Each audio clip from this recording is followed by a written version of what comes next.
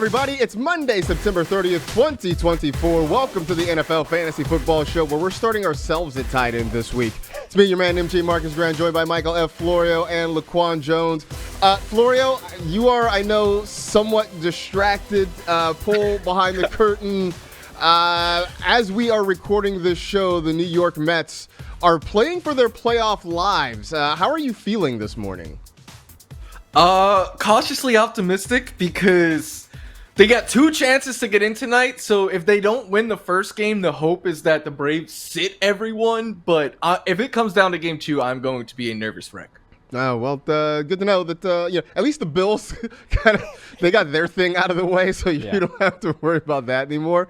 Now you just get to stress out about the Mets. We're rooting for you, man. Yeah, good luck. I'll say this, as a Dodger fan, I would be fine with the D-backs not being in the playoffs. That's fine with me.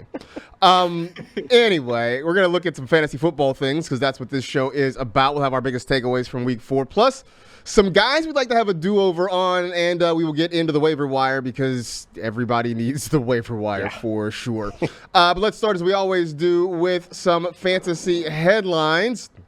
And to start with a big one in Kansas City, Rashee Rice is feared to have torn his ACL. That happened on Sunday during Kansas City's win over the Los Angeles Chargers. Laquan, it's a simple question at this point. What are we doing with the Chiefs' offense? Rice is out. Marquise Brown is out for the year. Isaiah Pacheco is out for a really long time. What are we doing? Wow, I mean, this is a huge loss for this offense, man. Like, you got to look at the available options. It's Travis Kelce and Xavier Worthy right now. And, Travis Kelce's been going through his thing, so can we trust him now? Because he showed some signs of life, last game, which is great. That's a great thing for him to step up and, in the time that Rashee Rice is out. But, man, you're looking at the rest of these guys, they need to step up because Rashee Rice had 23 catches in 3 games. And, no other player right now, no other wide receiver right now in that room has over 9 catches. So you're hoping for somebody like Xavier Worthy to be able to step up in a huge way in the coming weeks because, man, they're barely winning these games. Flory, I know we're going to talk about Patrick Mahomes a little bit later, but as you start to dive into that depth chart, Noah Gray, Justin Watson. Yikes. Anybody there that jumps out to you, besides maybe Xavier Worthy, that could be helpful for fantasy managers? Noah Gray kind of has my attention a little bit because the bar for tight ends is so low. And the thing is, Xavier Worthy is awesome in a lot of ways, right? Speedy, can stretch the field. That is why they brought him in here. They did not bring him in here to be a wide receiver 1 in week 5 of his rookie season. And I think he can get to that point where he can be similar to Rashee Rice, who underwent a lot of changes in the way they used him as a rookie, but they're not going to start using him like that in week 5. So they're going to need to find possession chain mover types, and Gray could settle in there, but it's going to be the Travis Kelce show, in my opinion. I think, look, I wasn't willing to say he was cooked after the first 3 weeks. What I think more than anything is the Chiefs don't really care about looking their best in September. I think they want to have everyone healthy come January, and clearly that's not happening, but I think they were kind of trying to take a little off the plate of Travis Kelce by design. We saw the exact opposite yesterday. The passing game ran through Travis Kelce. He had more than double the targets of anyone else on this team. Yeah, I know. I felt like we were going to see a lot of Travis Kelce yesterday simply because that had been the narrative about this team for the last couple of weeks is why isn't Travis Kelce involved? So it always felt like this was going to be sort of not really a squeaky wheel game because Kelce's not the one complaining, but mostly just sort of the Chiefs understanding we got to get him involved. Let's get him some targets. Now, all of a sudden, it looks like it's going to be a necessity to get him involved. Like I said, we'll talk about Patrick Mahomes a little bit later on in the show, but right now, an offense that we had big expectations for, now you're looking around and it's starting to get really thin in that Kansas City offense when it comes to fantasy this year. Over in Indianapolis, Anthony Richardson, very similar story, leaves a game early with an injury. This time it is a hip injury. Now, he's sort of optimistic that he will miss little to no time. We'll see about that. As of Monday morning, we don't really know a whole lot about it. But, Flory, I'll stick with you here. I mean, what do we do? How do we navigate the Colts offense? Because with Joe Flacco, the wide receivers are great. With Anthony Richardson, we might be starting the quarterback, but the receivers are sort of not great. What are we looking at here?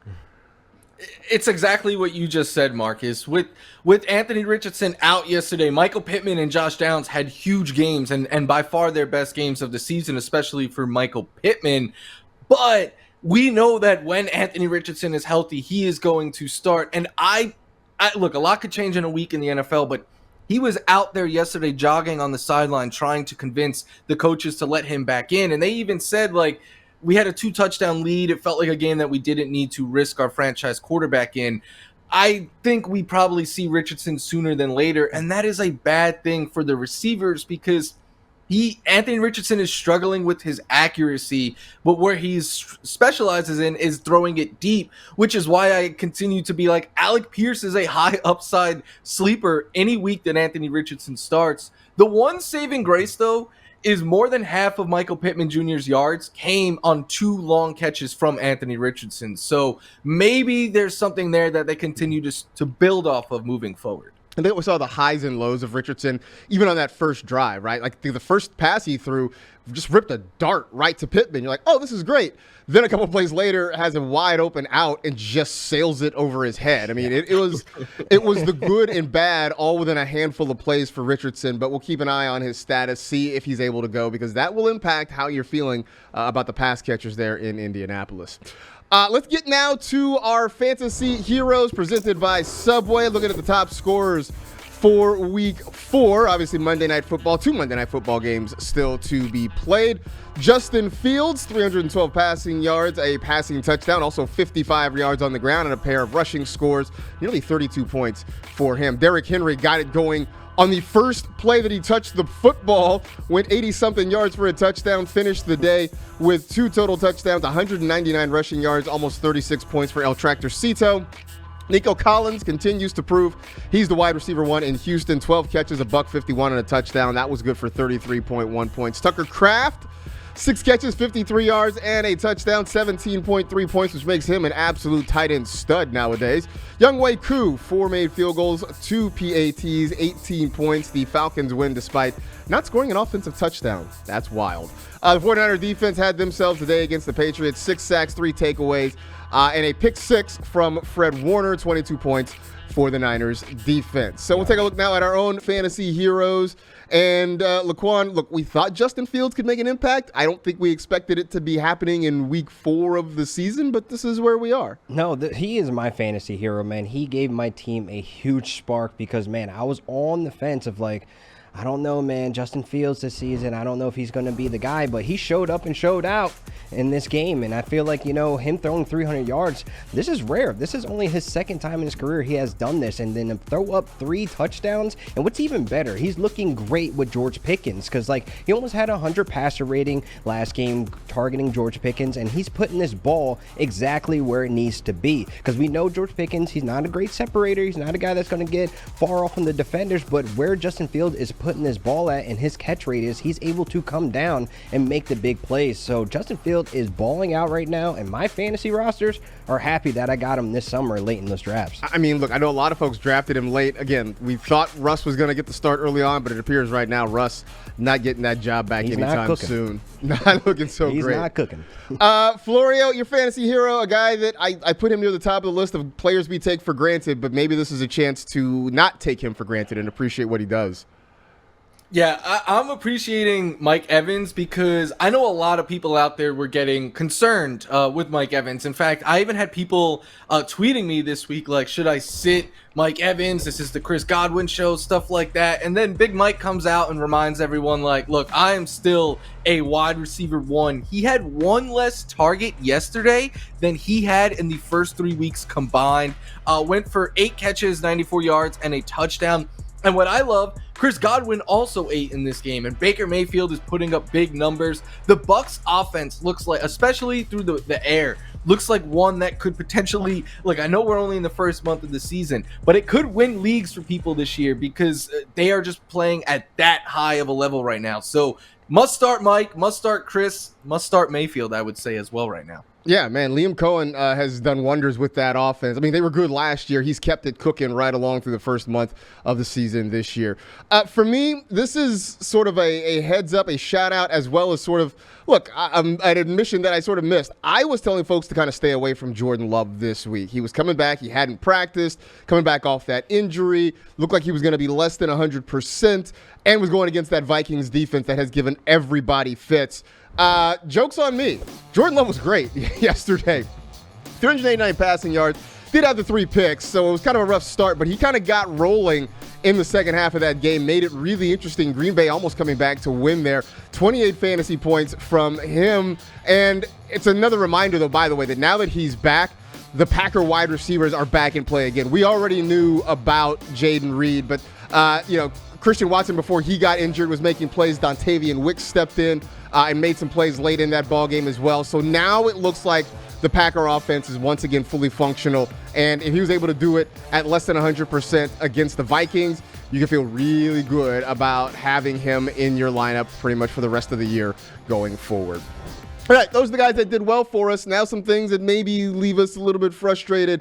It's our big takeaways from week 4. And Laquan, what did you learn from this past weekend? Oh, man, it might be over for Rachaad White, man, because Bucky Irvin is playing good football as well. And if this continues on, it's going to look like a Bucky Irvin show. I mean, back-to-back weeks, he's outscored Rachaad White. And it doesn't help that, he's actually going out there and putting up these points when it matters. He's being efficient out there, man. And both reality, though, for this is that once both of these running backs figure out their roles, it's going to be trouble if Bucky Irvin finds his way into the red zone. He only has 1 snap inside the 20. So Rachaad White, his job is looking a little iffy here because I feel like Bucky Irvin is looking like the guy over there in Tampa Bay. Yeah, he got more touches than I thought he was going to get. And he got high-value touches, too, exactly. down near the most goal touches line. he's had this season. Yeah. It's kind of crazy. Like, it's starting to look like the picture's starting to form itself where this might be the Bucky Irvin show. Yeah, I thought it was going to be more of an even split where neither guy was going to be very satisfying, but maybe it's not at this point. Yikes. Floria, we talked about the Chiefs and what their offense is going to look like now that Rashee Rice looks like he's out for the year. And the big question is, what are we doing about the quarterback? Because, Florio, he wasn't really playing all that great to begin with. He hasn't played good fantasy-wise in over a year. Like, look, we need to. I think the narrative around the Chiefs needs to change. There's a conversation for another time. It is the defense that is carrying them. This offense, they can make the big timely play, but they are not a good offense, or at least not one of the higher-powered offenses. And when it comes to fantasy, Mahomes is just a guy.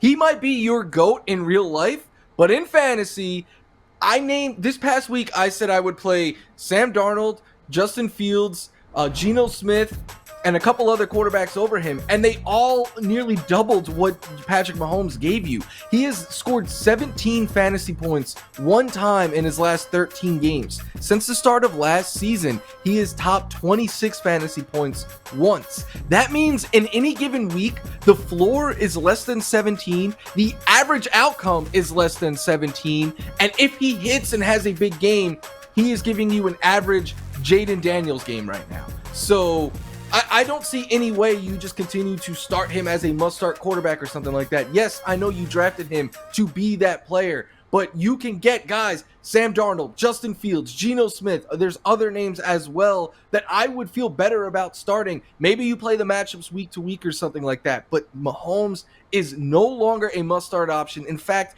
I would be trying to get away from him as much as I can, especially now without Rashee Rice and Marquise Brown there. I think that they are going to run the ball a lot. They are going to short yard and yak you to death to control the clock and rely on their defense and win ugly. They are the best at doing that, but it is terrible for fantasy football purposes. Somebody asked me if they could drop Patrick Mahomes, and I said, maybe not out. Look, in 8-team leagues, maybe 10-team leagues, you can look at dropping him. But you're not just automatically plugging him into your lineup and just letting it alone. Like that's you got to over think about it for now. It feels weird because he's a big name, but you got to think about it now. Yeah, look at the production, not the name on the back of the jersey. There you go. Speaking of This one which, makes me sad. Speaking of which, I'm ready to wave the white flag. I'm ready to admit defeat about Kyle Pitts. I am. We have been the Kyle Pitts show of record. We have believed in him. We've tried to keep the faith. everything is trending the wrong direction. Saw a tweet earlier on Monday from Scott Barrett. Does a lot of great work. Notice the route share, and it's going down every week from 79% to 71 to 65 to 58% on Sunday. He's not out in routes. He's mostly a blocking tight end. He's not getting targets. Did not have a single catch last week. When he has caught the ball, it's very short. It's underneath. They are not getting him those opportunities. Here's the thing. We were frustrated with Arthur Smith because they were going weird places with the ball, but they were using Kyle Pitts as a downfield threat and just not throwing him the ball. Now they're not throwing him the ball, and they're not also getting him downfield. At some point, we just sort of have to face facts, right? Before it was the quarterback and it was the coach. Well, now they have a new coach. They have a new quarterback. They're still not getting him the ball. At some point, we just got to understand that maybe this is what it is for Kyle Pitts. In a year where tight end generally has been disappointing, Kyle Pitts very much in that group. I think I'm out. I'm not out, but I'm close to out. I got one foot on the platform. Yeah, I'm wondering if he's hurt though. Like, is he playing through injury? I don't know. Like, That was there's the thing something that we're missing because like he was supposed to be healthy this year. That's what I'm saying. This is Yep. what we were told. I don't know. But at this point, near 60% of his fantasy points this year have come on 2 plays. We are 4 games into the season. yeah. Can I exchange my ticket? Can I get a refund from the company? No. Man, we all want a refund. We all want our money back on this one. This isn't what I bought. All right. Take a break, collect our thoughts, try to get in a better headspace, come back, talk some waiver wire stuff, and some guys we want to do over on. If we had a second shot, what would we do? That's coming up next here on the NFL Fantasy Football Show.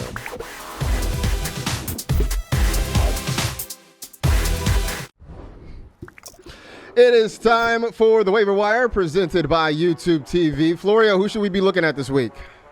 A lot of quarterbacks. Justin Fields, Geno Smith, Sam Darnold all should be picked up. And then Deshaun Watson because he gets the Commanders next week. Bucky Irving looks like a must pick up. So does Braylon Allen. Rico Dow starting to get more work there for the Cowboys. Chase Brown getting more work. And then Tank Bigsby and Roshan Johnson, a couple of RB2s that have been playing well and getting a little bit more work there for themselves. The biggest pickup of the week, in my opinion, is Dontavian Wicks for the Green Bay Packers. But there's also Xavier Legette, Romeo Doubs I like a lot too with Christian Watson's sideline. Josh Downs, Jordan Whittington led the Rams in routes for much of the game yesterday. Wan'Dale Robinson, you two have been on this one, but he is just a target vacuum right now. Mike Williams slowly coming along, but got more play yesterday. Tucker Kraft outperformed Luke Musgrave and looks like the tight end 1 right now in Green Bay.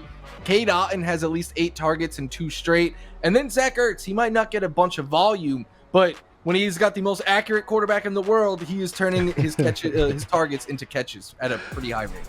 All right, let's dive into a couple of these guys individually. Laquan, let's start with Chase Brown because the first few weeks it just seemed like the Zach Moss show there in Cincinnati, but week 4 seemed like maybe things are starting to turn and maybe we're going to see more Chase Brown going forward. I hope we do, man, because he looked great with his opportunities. He was looking like the RB1. This was the hype that we were talking about over the summer of like how explosive he is and how he could be involved in the passing game and be such a huge threat to this rushing attack, man. I hope for the following weeks we get more of Chase Brown because just look at him, man. He's getting it done in the red zone. He's getting it done in striking distance. This is where most of the points are going to come from this Bengals offense when they get in the red zone because they don't have Joe Mixon anymore, so they need somebody to be able to step up. I know Zach Moss snuck one in the last game, but Chase Brown, man, he just looks more explosive in between the tackles and rushing outside. So, man, I'm looking forward to them going against the Baltimore Ravens next week. Yeah, I was on the Chase Brown train. The first few weeks had not been very kind in terms of his usage and that sort of thing. Now the question becomes, okay, is this really Chase Brown getting more opportunity, or is this because they're playing the Panthers? Yeah. We'll find out, I think, in the weeks to come. Because I'm trying to confirm my priors, want to believe this is more about Chase Brown getting some other opportunities there. Speaking of the Panthers, Florio, you had Xavier Legette and Adam Thielen on IR for at least the next few weeks, so maybe this is Legette's opportunity to grab a bigger slice of the pie there. Yeah, and he got the opportunity and made the most of it. 10 targets, 6 grabs, 66 yards, and a touchdown.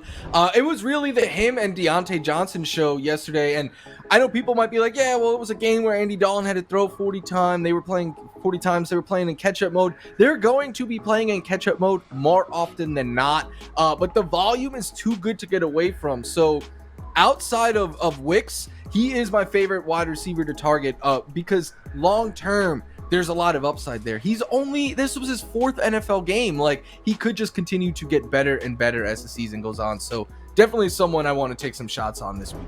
Yeah, look, having Andy Dalton there has meant a whole lot to this passing game there in Carolina, so maybe Leggett could be the guy who sort of benefits from some of that with his extra opportunities. Let's talk now that we are pretty much 4 weeks into the season. We're a month in. We have seen a lot of things. We have a good sense of trends. Guys we want to do over on. Maybe we whiffed. We drafted too much of them. We didn't draft enough of them. Laquan, if you had another shot at this, what would you be doing here? Yeah, I want more Alvin Kamara. I mean, can we go back about 2 months when all my drafts were happening? Because, man, he has basically put all the hate to bed. He put the haters and doubters to just absolute down with any type of questions about his efficiency, man. He is getting it done on the ground. He averaged less than 4 yards per carry last season, and that's kind of where the hate came from of questioning of this Saints offense, and now he is the RB1. He's averaging 26 fantasy points per game. I don't think anybody really understood, what this Saints offense was going to do coming out, how they came out this season. So, honestly, I need more Alvin Kamara because I'm looking at some of these leagues, man. They have some powerhouse running back stables. I'm talking Jonathan Taylor, and then you have a Derrick Henry, and then Alvin Kamara where he was going in drafts. It's crazy, man. So, I wish we can get more Alvin Kamara on our rosters now, but none of my league mates are willing to trade me. Of course not. They're not going to give him up at this point because things are going well. Florio, what would you like a do-over on?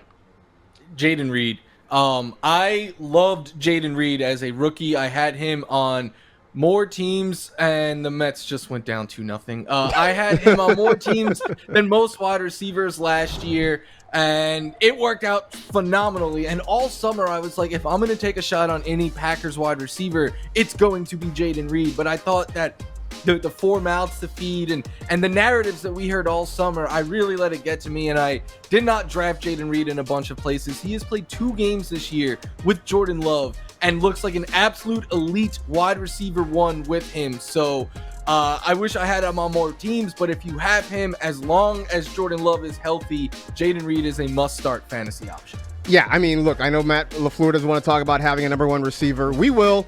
Jayden Reed is your number 1 receiver. The end. The end. For me, I was really worried about Kyren Williams. And for me, the worry actually started before the whole punt return thing. I know that's been the excuse for a lot of folks. That didn't help. I'm not going to lie about that. But I really looked at Blake Corum as being a guy who was really talented. They had a little more draft capital invested in him. Look, Sean McVay seemed reluctant to just lean on one running back if he could. So I didn't draft a whole lot of Kyren Williams, and I'm wishing that I had now because, what is it, Laquan, 7 straight games with a touchdown for Kyren at this point? He's balling. He's looked fantastic, and especially at a time where the Rams are sort of short of playmakers. They're trying to figure things out in the passing game. The offensive line is having its issues with injuries. Kyren Williams continues to produce. He's doing everything, whether it's in the running game, whether it's in the passing game. He's been fantastic. And I admit I was wrong on this one. I thought that it was going to be more of a split. We've yet to see Blake Corum in any way so far this season. It has been the Kyren Williams show for real. It's okay. It's just your 49ers hate just spewing out over the offseason. I mean, Rams, I get it. I get it, bro. I get it. Down the Rams. Anyway, here we go. That was the thing I didn't love, not drafting enough Kyren Williams. But that gets us to moments that we do love, moments we love, presented by Barefoot Wine. And a moment we love from this past weekend, Joe Flacco stepped in, played well in relief of Anthony Richardson, then afterwards did an interview talking about his relationship with Anthony Richardson and whether or not, maybe A-Rich thinks he's cool.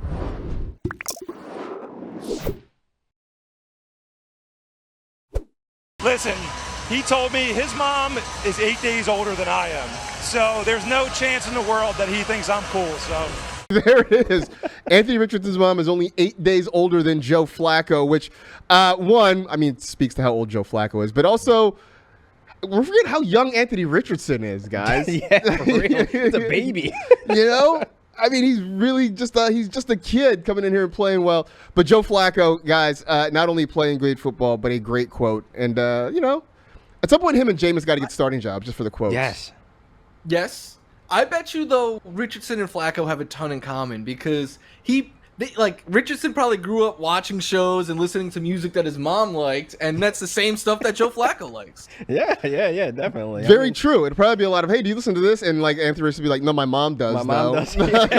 I remember when I was a baby. I know the words, but yeah, I heard it in the car and I was in the back seat driving around with my mom. Wow. Pretty Flacco's cool to me, man. Big jersey over there. The worst part is guys. Joe Flacco's younger than me, so blurg. All right, but that was a lot of fun. Time for us to pack it in for this edition. That is it. We are done. We appreciate you hanging out with the NFL Fantasy Football Show. You know the drill. Tell two friends to tell two friends. Rate, review, and remember, in real life, there's no such thing as algebra. Be safe, take care of yourselves, and we will talk to you tomorrow. Write a book.